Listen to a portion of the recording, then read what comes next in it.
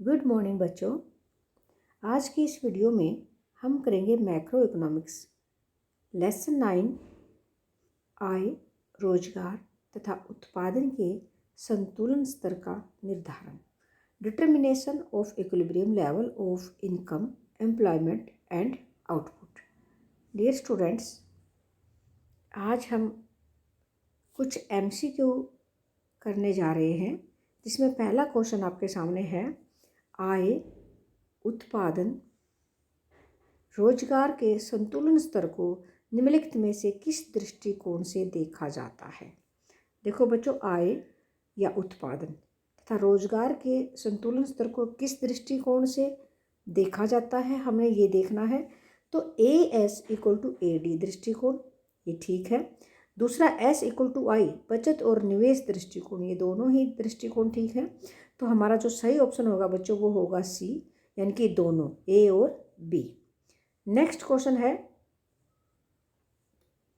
परंपरावादी या क्लासिकी दृष्टिकोण के अनुसार समग्र मांग और कीमत स्तर में विपरीत संबंध है, इसलिए AD वक्र का ढलान होता है।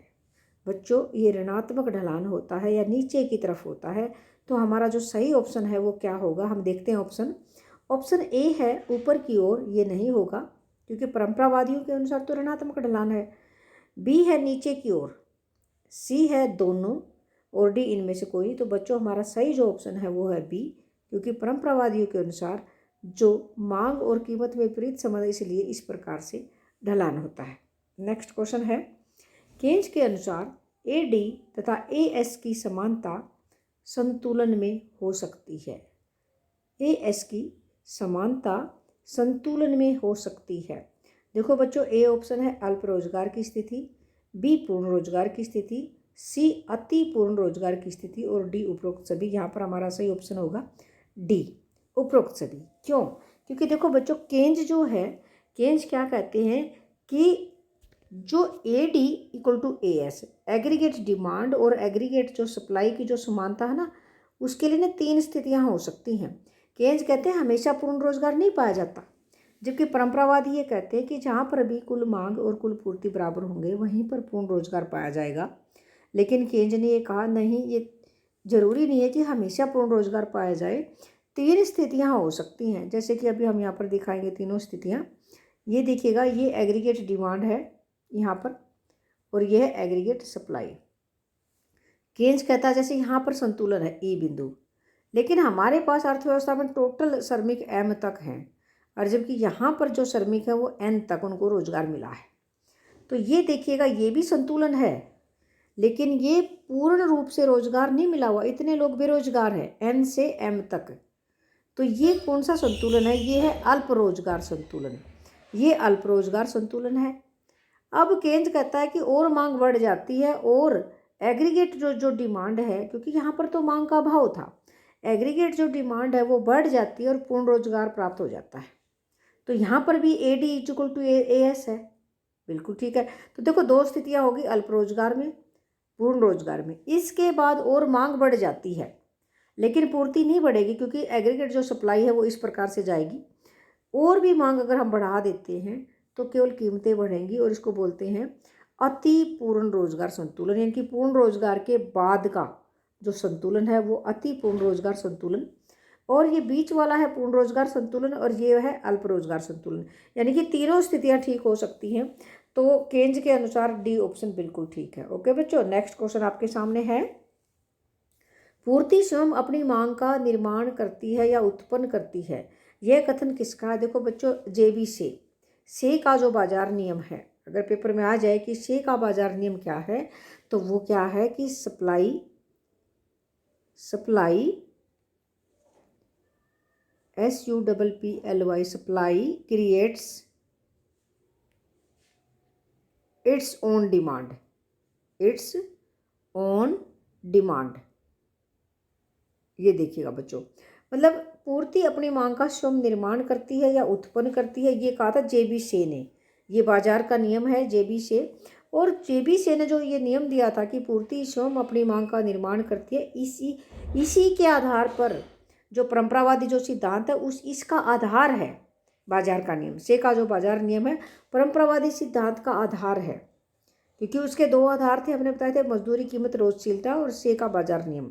तो बच्चों यहाँ पर जे बी से ऑप्शन बिल्कुल ठीक है, क्योंकि ए ऑप्शन था मार्शल, बी केंज, सी जे बी से, और डी था डेविड ह्यूम। ये गलत है, जबकि सी ऑप्शन बिल्कुल ठीक है। ओके, नेक्स्ट क्वेश्चन है हमारे पास, ए एस और ए डी तथा एस और आई में एक साथ संतुलन तब आता है जब ए एस और ए डी दोनों बराबर हैं, एस और आई बचत और निवेश ये भी दोनों बराबर हैं। तो यहाँ पर सही ऑप्शन हमारा होगा ए और बी दोनों, क्योंकि जब ये दोनों ही पार्टियाँ यानी कि aggregate demand equal to aggregate supply, बचत और निवेश, ये दोनों ही ए और बी ऑप्शन दोनों ही बराबर होंगे, तभी हमारा सी ऑप्शन ठीक होगा कि दोनों ए और बी एक साथ। नेक्स्ट क्वेश्चन है जो कि A S is equal to C plus S. देखो बच्चों, एग्रीगेट जो सप्लाई है या समग्र पूर्ति है वो सी उपभोग जमा बचत होता है, और ए डी एग्रीगेट डिमांड या समग्र मांग जो होता है सी प्लस आई होता है, उपभोग जमा निवेश होता है। इसलिए संतुलन वहाँ स्थापित होता है जहाँ पर C plus S is equal to C plus I, या वहाँ स्थापित होता है जहाँ पर एस इक्वल टू आई। बचत और निवेश एक दूसरे के बराबर होंगे। देखो सी प्लस एस होता है कुल पूर्ति और सी प्लस आई होता है कुल मांग, यानी कि समग्र मांग और समग्र पूर्ति बराबर होंगे, और एस और आई यानी कि बचत और निवेश दोनों बराबर होंगे। तो ए ऑप्शन है हमारा ठीक है बच्चों। नेक्स्ट क्वेश्चन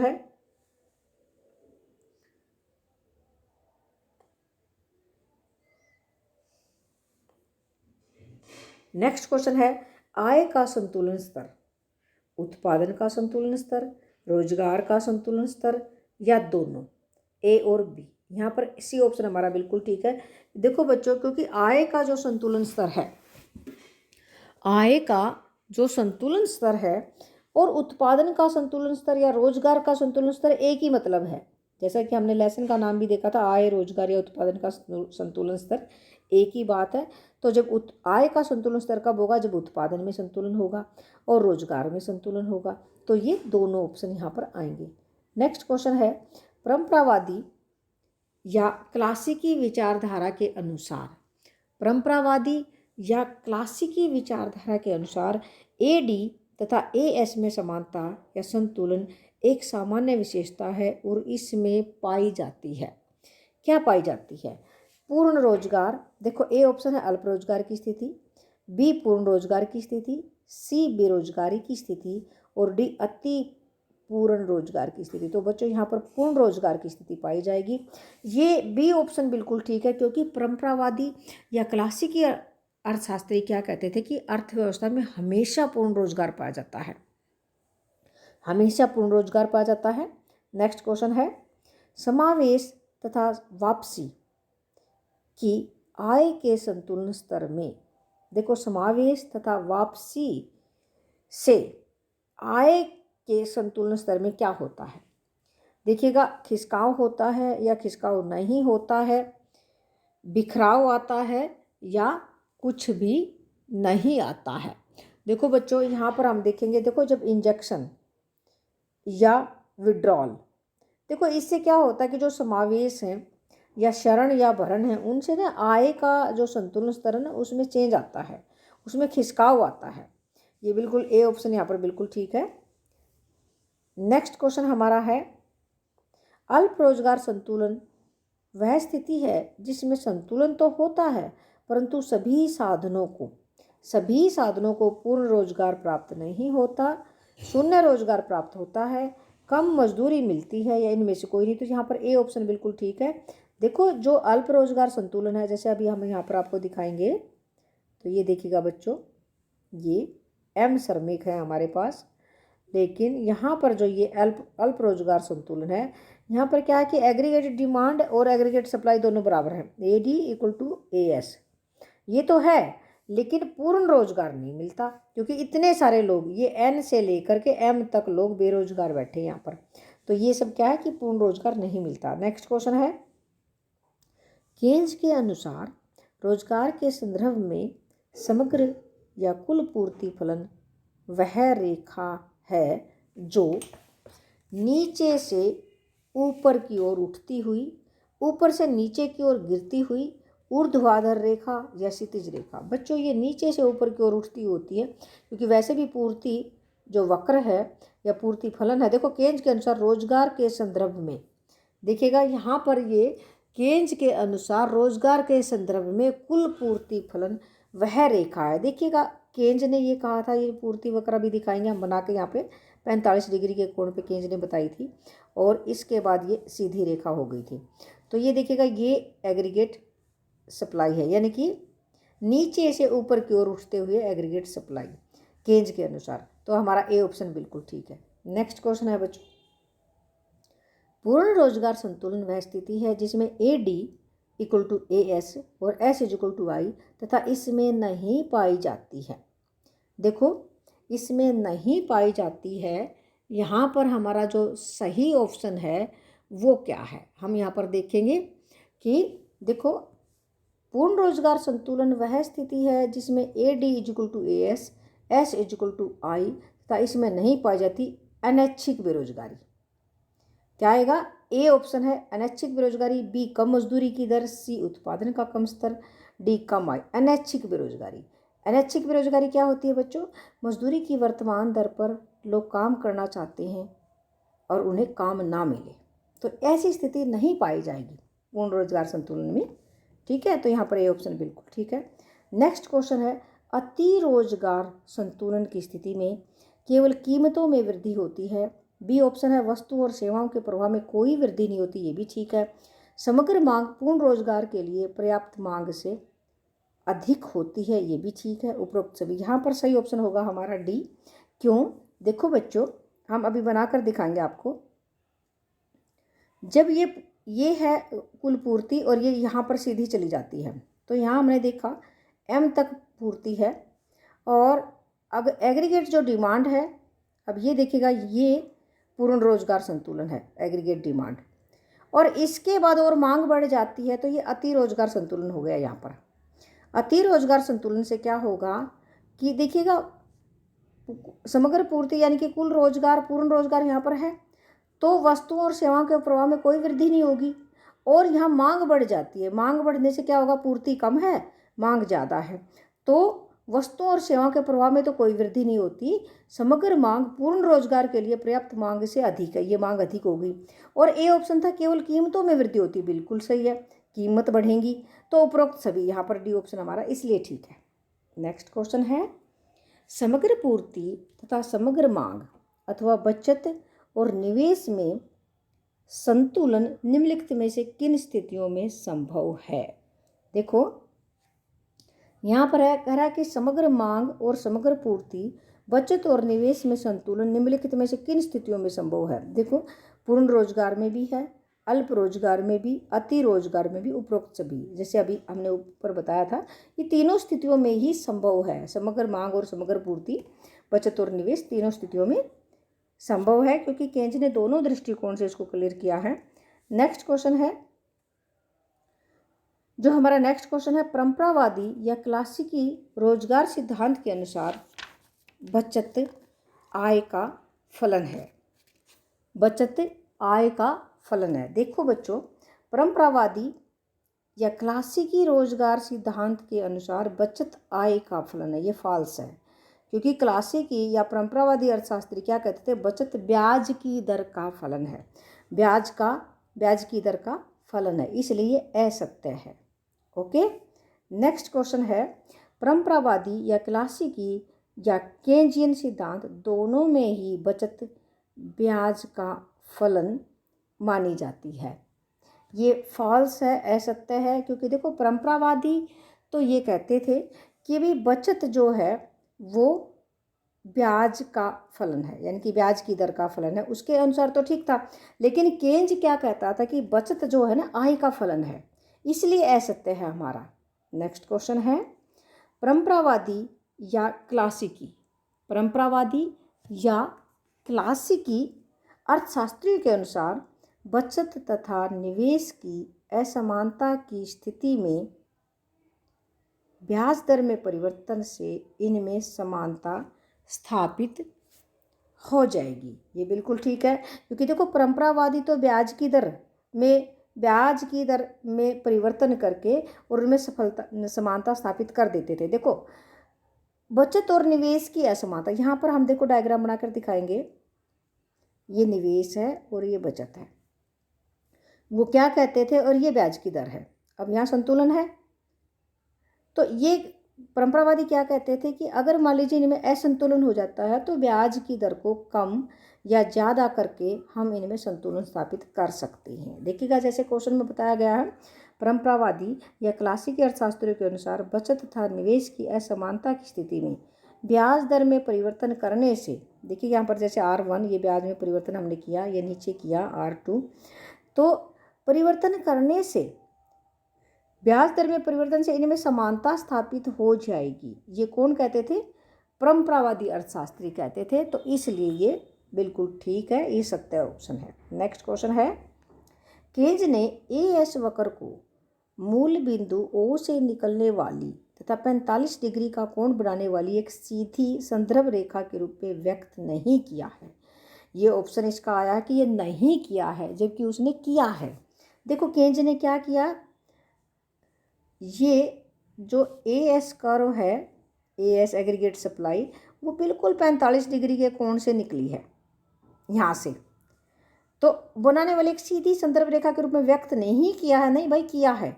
तो इसलिए हमारा ये क्या हो जाएगा, ये क्वेश्चन जो हमारा ये क्वेश्चन आया है तो ये हमारा फॉल्स है। यहाँ पर क्या आएगा, असत्य है, क्योंकि उसने किया है। नेक्स्ट क्वेश्चन है, से का बाजार नियम केंज के रोजगार सिद्धांत का आधार है। ये बिल्कुल असत्य है, क्योंकि से का जो बाजार नियम और मजदूरी कीमत लोचशीलता जो है वो परंपरावादी जो अर्थशास्त्री या परंपरावादी जो सिद्धांत है आय और रोजगार का, उसका आधार है। उसके दो आधार हैं, एक तो मजदूरी कीमत लोचशीलता और एक से का बाजार नियम। तो केंज के रोजगार सिद्धांत का आधार है, ये तो हो ही नहीं सकता, तो ये असत्य है। नेक्स्ट क्वेश्चन है, केंज अर्थशास्त्र व केंजियन अर्थशास्त्र में अंतर नहीं है। हाँ ये ठीक है, जो केंज ने जो अर्थशास्त्र लिखा और केंजियन यानी कि जो केंज को जो फॉलो करते हैं तो वो एक ही बात है, तो इसलिए ये सत्य है। नेक्स्ट क्वेश्चन है, परंपरावादियों के अनुसार अर्थव्यवस्था में सदैव स्वतः समायोजन होता है। देखो परंपरावादियों के अनुसार अर्थव्यवस्था में सदैव स्वतः समायोजन होता है, ये सत्य है, क्योंकि परंपरावादी ये कहते थे कि एक अदृश्य हाथ होता है, एक इनविजिबल हैंड होता है, और वो ऑटोमेटिक स्टेबलाइजर हो जाता है इकोनॉमी के अंदर, और इसीलिए हमेशा पूर्ण रोजगार पाया जाता है। परंपरावादी ये बोलते थे। तो परंपरावादियों के अनुसार अर्थव्यवस्था में सदैव स्वतः समायोजन होता है, ये सत्य है, क्योंकि केंज तो ये कहता था कि सरकार को हस्तक्षेप करना पड़ता है, लेकिन परंपरावादी अहस्तक्षेप की नीति को अपनाते थे कि कोई हस्तक्षेप नहीं होना चाहिए, और जो एक इनविजिबल हैंड है, एक अदृश्य हाथ है, वही अपने आप ही उसमें समायोजन कर देता है, तो ये सही है। नेक्स्ट क्वेश्चन है, जेबीसी के अनुसार पूर्ति स्वयं अपनी मांग का निर्माण करती है। बिल्कुल ठीक है, क्योंकि से ने कहा था कि पूर्ति अपनी मांग का स्वयं निर्माण करती है, और ये परंपरावादी जो रोजगार का सिद्धांत है उसका आधार है। Supply creates its own demand, ये कहा था जेबीसी ने। नेक्स्ट क्वेश्चन है, आय तथा रोजगार संतुलन के संदर्भ में आय तथा रोजगार के संतुलन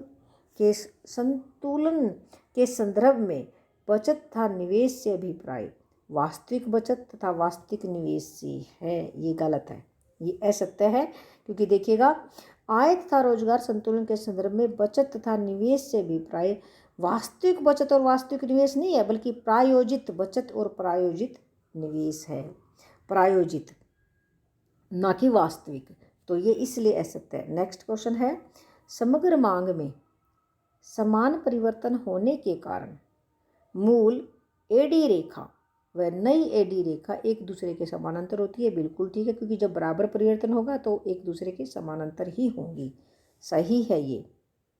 नेक्स्ट क्वेश्चन है, यदि AS is less than AD यानी कि aggregate supply is less than aggregate demand, तब वस्तुओं और सेवाओं की पूर्ति की प्रवृत्ति, देखिएगा यहाँ पर aggregate supply less than aggregate demand, उनकी मांग से अधिक होने की पाई जाती है। मांग से अधिक तो हो ही नहीं सकती, क्योंकि पहले ही एग्रीगेट सप्लाई कम है। मांग से कम होने की पाई जाएगी। अधिक होने की पाई जाती, ये सही है नहीं, यहाँ ना कम होने की पाई जाएगी, इसलिए ये असत्य है, इसलिए ये असत्य है।